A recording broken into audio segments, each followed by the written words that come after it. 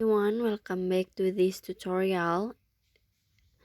In this video, I'm going to show you how to add Hearth projection effect on CapCut apps. Now let's get started. First, open your CapCut and add the video that you want to edit. After this, if you want to add Hearth projection effect, so you just click on the effect at the bottom. And after this, you can click on the video effect.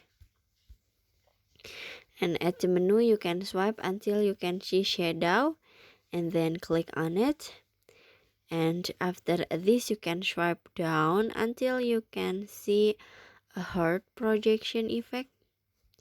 This one you just click on it, and after this you can click check icon in here,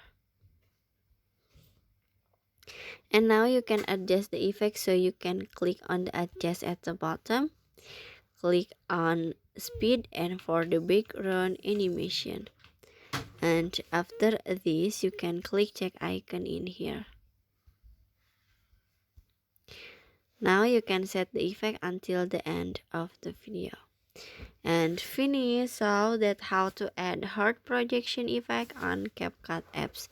I hope you found this video to be helpful. If you enjoy with the content, please consider like, comment and subscribe down below. Bye bye.